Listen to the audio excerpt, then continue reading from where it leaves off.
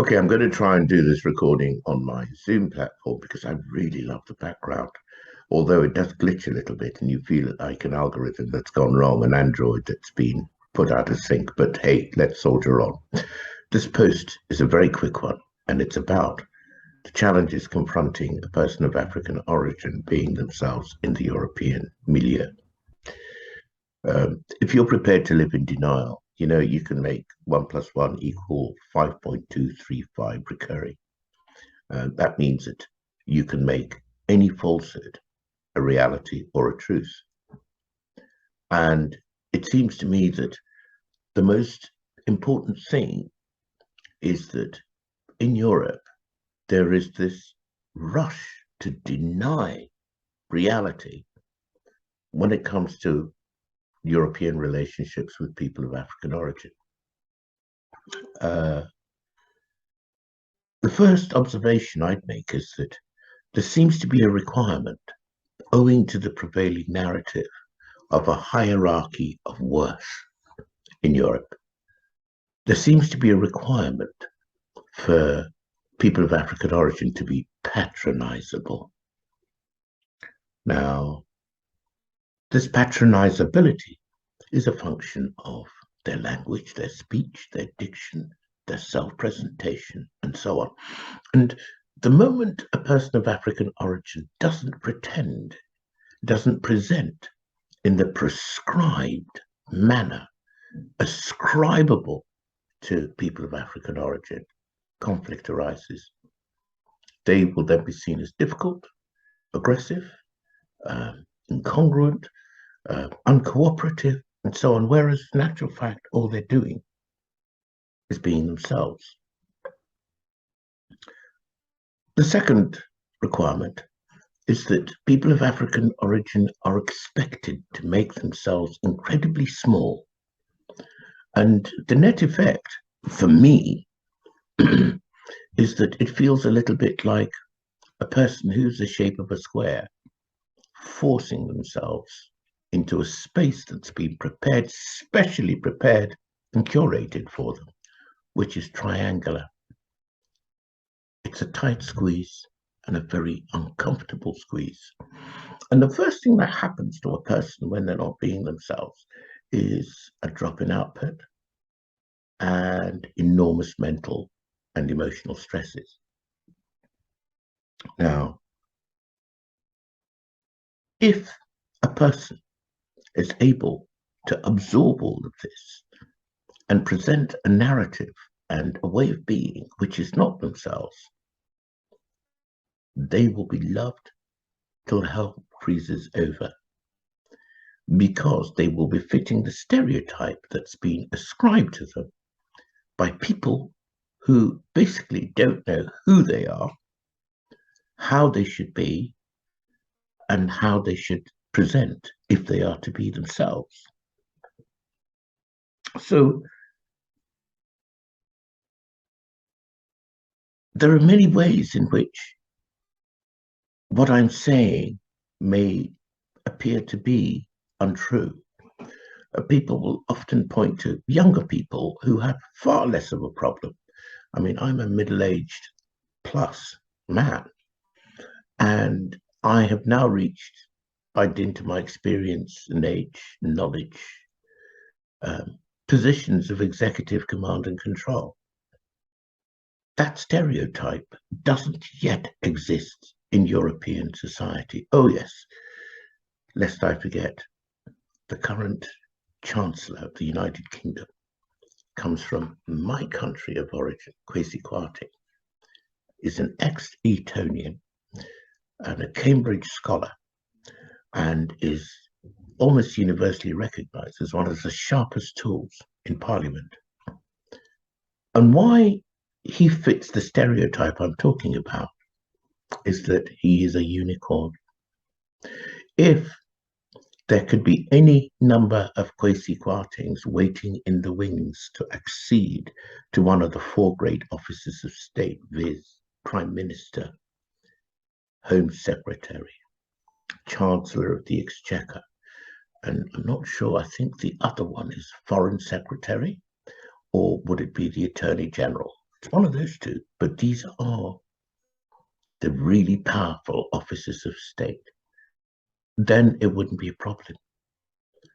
But Kwesi Kwarteng is the first person of African origin who has occupied those positions. We've had 3 female prime ministers.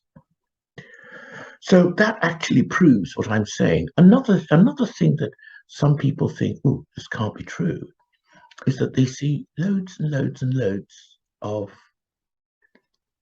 top police officers, top army officers, top business executives, and so on the TV, particularly on BBC dramas. Of course, those are all made up. They're not reality. And the work relationships you see in those fantastic dramas, because they are genuinely very good dramas, those work relationships only happen because they're script written, sometimes very unrealistically, when in the way in which they portray people of African origin. The other thing, which some people say, no, Ted, you haven't got this right, is looking at younger people.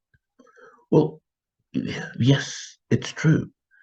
But the reason younger people are more amenable sometimes is that they don't have command and control. They are no threat to anybody. And the very stereotype of being a person of African origin in Europe is one of helplessness and one of deferment to other people's judgment, basically being patronized, which is what virtually every young person of any ethnicity experiences when they start professional life. And so if you get well educated, say people of African origin, joining blue chip companies, you would expect them to be kind of easier to plug in because they don't have any power and therefore can't threaten anybody. So the sad thing is, I must say, is that many of them are deceived that the future will be the same. And those of us who have the life experience will tell you that when we were younger, for example, when I was at school, I went to school most of my life in the United Kingdom. I had relatively few problems. The moment you enter a professional environment, you hit the nature of the institutionalized responses which you confront as a person of African origin. What's the problem here? The problem here is denial. Basically, people deny the history that was lived by my parents, their parents before them, and your parents' parents, and your parents' parents before them. This history is very real and cannot be denied. It happened. Often it cost lives. Often it meant the transfer of extreme wealth from one group to another. And yet we try and run away from this, pretending it didn't happen. It did. It's a little bit like pretending you weren't born, but you are now 30, 40, or 50 years old. It's a lie. And so there we have it. That's the challenge. The challenge is whether or not, particularly entering the reign of a new king, whether or not Europe can make the swerve, the volte-face, the turnaround, which enables her to confront her own history, A, and B, to confront the narratives that have been inculcated in not just Europeans, but everywhere in the world. And until we're able to do that, Europe will institutionally hamstring people of African origin and make them try and fit a mold that absolutely doesn't suit them. And in the process, experience paroxysms of social dysfunction, as we see in the lives of many young children of African or African Caribbean origin. That's the challenge.